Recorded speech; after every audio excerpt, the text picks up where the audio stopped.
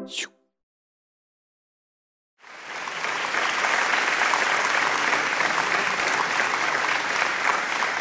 was feeling pretty good about my presentation until I saw Pierre from Daily Motions, so you'll see. Perhaps some of you recognize this edition of The Economist from March 2005. It was an edition that formally announced to the world that the communication revolution in Africa was not going to be computers. It was going to be mobile phones. And indeed, the reality since 2005 has eclipsed even the expectations that were in there. Mobiles have been this tremendous, powerful force for change. Yet, in our attempt to simplify the complex, we often discard things. And what I want to talk about is some of the things that get discarded in that Mobile Africa meme. So 3 things, really. The first one is actually the extent of access. This is a map of Vodacom's wireless coverage in South Africa. It looks amazing. The purple bits are the GSM, GPRS coverage, and the pink bits are the 3G coverage. But if we zoom in to this map, we see 2 things. One is that the coverage becomes, it begins to look a little bit fractal as you zoom in. And it turns out that it's quite easy not to have access, even if you are in fairly close proximity to a road or to a city. And the other thing is that those areas of pink, where there's actually 3G or broadband access, are quite small. So access is not ubiquitous. It's not bad. It's great, and it covers a significant portion of the population. But there is a large another group that are being excluded. This is a picture of the largest wireless service provider in Zimbabwe. Similar sorts of things: coverage along national routes and in urban areas, and pockets of 3G. So that's issue number 1. Issue number 2 is it's still expensive in sub-Saharan Africa to use a mobile phone. People think about every call they make. In fact, among the bottom 75% of earners, people are spending 50% and more of their income on mobile services. And they're getting value from it. And that's great. But there's one thing that it does inhibit, and that is innovation. And that when it's expensive to make calls, you can't play around. Imagine yourself at a casino, and you've never played blackjack before, and you step up to the table, and the minimum bet is $1,000, and you bet and lose. The lesson you learn from that is never do that again. Whereas if the bet is 25 cents or something like that, then you think, well, why did I lose? Let me try again. Let me try a different strategy. Let me play around. When the cost of access is low, innovation abounds because you're free to experiment and try things. When it's high, it's stifled. And the third issue is resilience of single points of failure in networks. And what we've seen in Africa, in North Africa during the Arab Spring, and also in sub-Saharan Africa during the time of elections, is service interruption. And service interruptions that there's no getting around because there is a single point of failure for those networks. So really, I think what we need are networks that are ecologies of access, not just one form of access, but multiple forms of access that are harder to disrupt, and technologies that are, ultimately more bottom-up. And speaking of bottom-up, it's interesting to contrast internet infrastructure with telephone infrastructure, in that internet infrastructure is by definition emergent. If you can build a bridge to the internet, you can be part of it. It doesn't matter if you're in Antarctica or on the moon. If you have a modest amount of expertise and resources, you can connect and be part of the internet. Whereas if your village is not connected to a telephone network, you have to wait until the head office in Nairobi or Johannesburg decides that your village is economically viable enough to be given access. And why should that be? So things are changing. And I want to take you back to, this is 1999. IBM have just launched their Blue Gene supercomputer. And in 1999, the dominant notion for how to construct a better, faster computer was to make something more perfectly designed, more pristine, more perfected in its computing power. But ironically, around that time, Larry Page and Sergey Brin were launching their search engine, which was based on a different paradigm, a paradigm of stacking commodity technologies together, not very robust on their own, but in collective, very, very powerful. You'll see there, that picture there is a stack of commodity PCs that's actually Google's first search engine. And this notion that through quantity that one can achieve redundancy and quality is not actually that new. Here's a picture from the US, and a complementary one from Kampala and one from Addis Ababa. In the United States, that scaffolding is made, each piece of scaffolding is identical, manufactured to a specific tensile strength, and mathematically you can predict how many you need to put up a building. In Kampala and Addis, to my knowledge, there is no ISO standard for sticks. Sticks, as long as you have enough of them, it doesn't matter what the individual quality of those sticks are. So this notion, this is a different way of thinking, and we see it especially in the world of technology today. It pervades the physical world and the software world, things like Wikipedia, where massive scrutiny actually yields quality.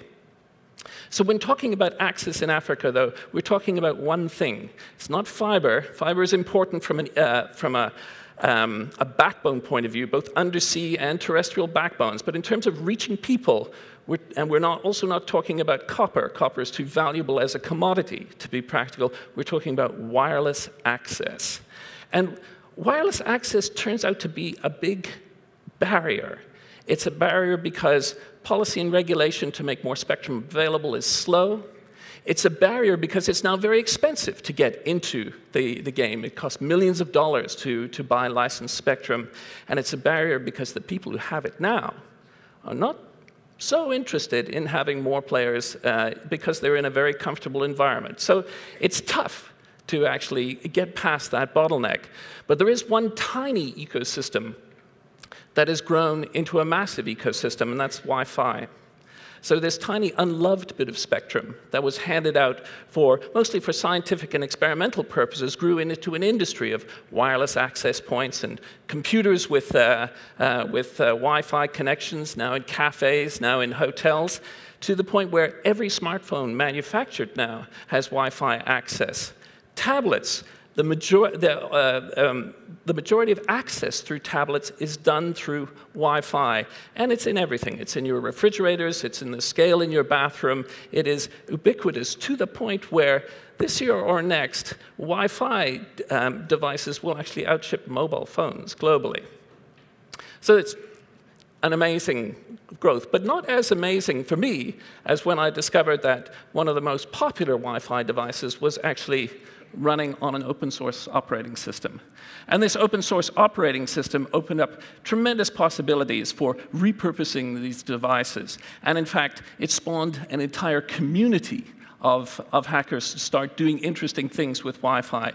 And they didn't stop with the insides of this device. They started hacking the outside of the device and discovered that you could send a broadband signal several kilometers by attaching a soup can antenna.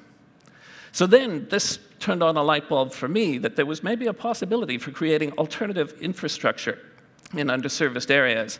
And thanks to the help of the Shuttleworth Foundation, I was able to bring together some of the smartest wireless hackers I knew and actually think through the problem of what would be needed to make this idea scale. And it turned out to be there were a couple of things. One was it had to be simple. The technology had to be simple to scale. This is complex technologies, and all that complexity had to go away. And the other thing was it needed to include voice and data. In sub-Saharan Africa, if you simply put up a data network, you're not going to get the same kind of uptake as offering voice services as well.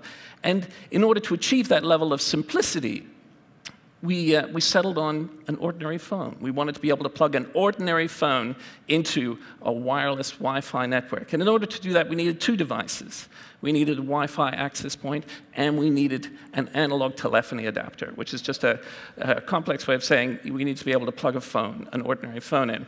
A device that didn't exist, and our point of revelation was, well, let's make it. Let's create it. And so the mesh potato was born.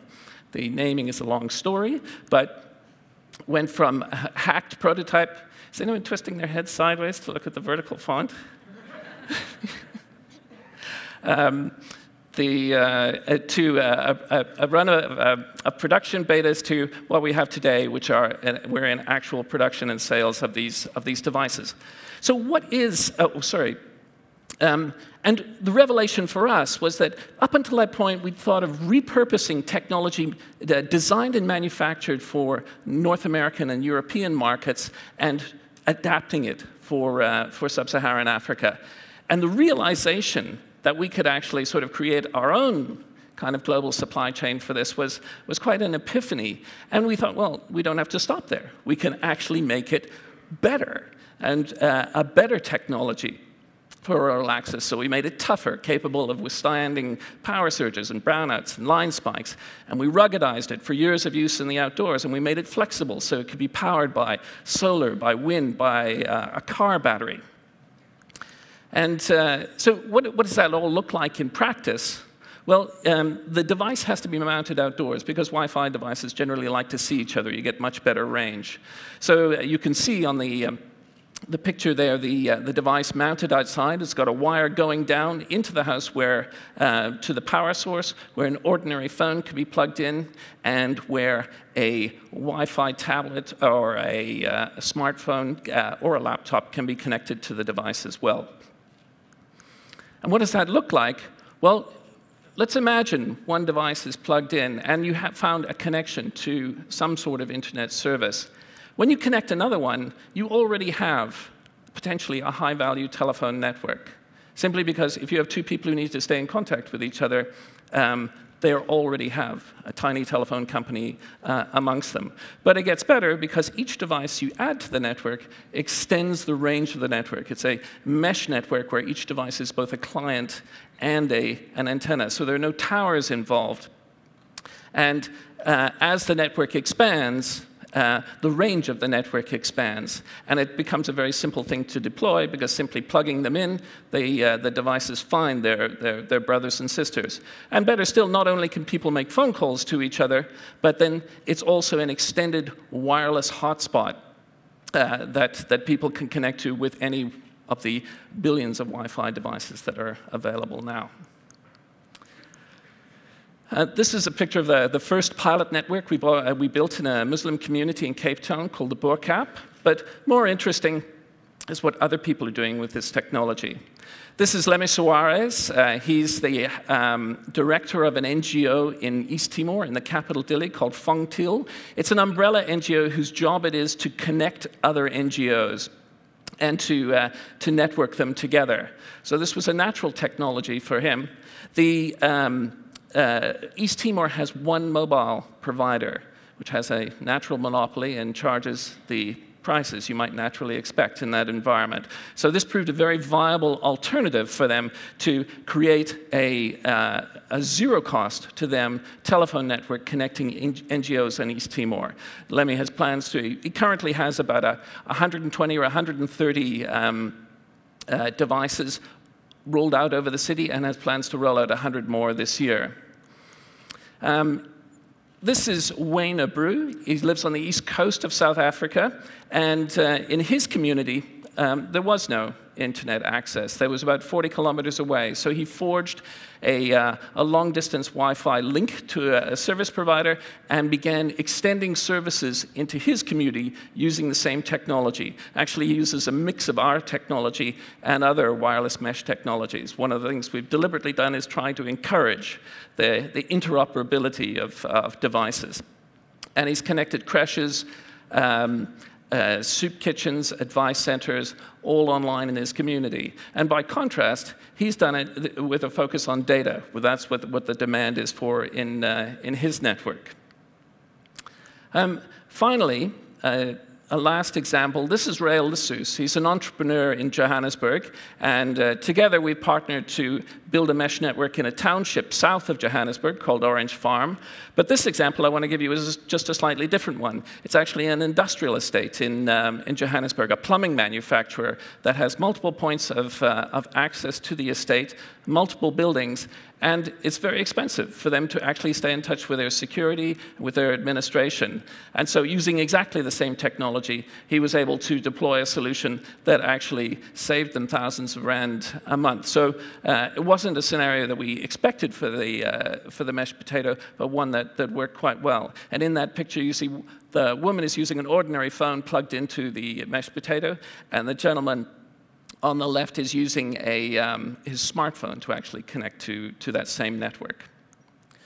So that's where we are now in production with our first generation. This year we hope to release a second generation device, which will be about half the price and twice as powerful, not because we're especially clever, but because Wi-Fi technology continues to get tremendously more powerful and less expensive. I want to leave you with one sort of parting idea. This is Microsoft Photosynth, which many of you are probably familiar with. What it does, it assembles heterogeneous photographs taken at different places and different times and different resolutions, and it assembles them into a coherent picture. In fact, into a coherent picture of such resolution that it completely eclipses the best photo in that makes it up. This is a picture of my computer. When I was recently in London, and I clicked on to find a wireless hotspot and found something on the range of 30 to 40 wireless hotspots, all of them individual low-resolution photographs. And there's absolutely no reason that this technology couldn't be leveraged to build something much more powerful. But in fact, it requires collective action, and it requires using these technologies together. That's it, really. Thank you very much for listening. Thank you. I decided to...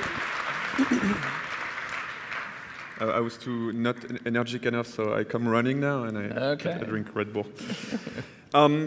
That's fascinating. So basically, you allow people to build their own telephone network, and basically, any node gets a number, right? Yes. So I install a mesh potato in my house, yes, and I instantly become part of the network.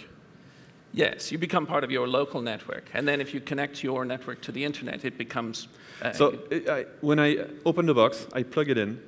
The only setup I have to do is I have to put a number, right? So, that's correct. And then I tell my neighbors, this is my number, and then I can just pick up the phone, dial the number, and then somebody else's mesh potato is going to ring, and I can talk to them. Yeah. Okay, that's going to be a very interesting for Adobe and all these kind of laws that want to regulate internet access.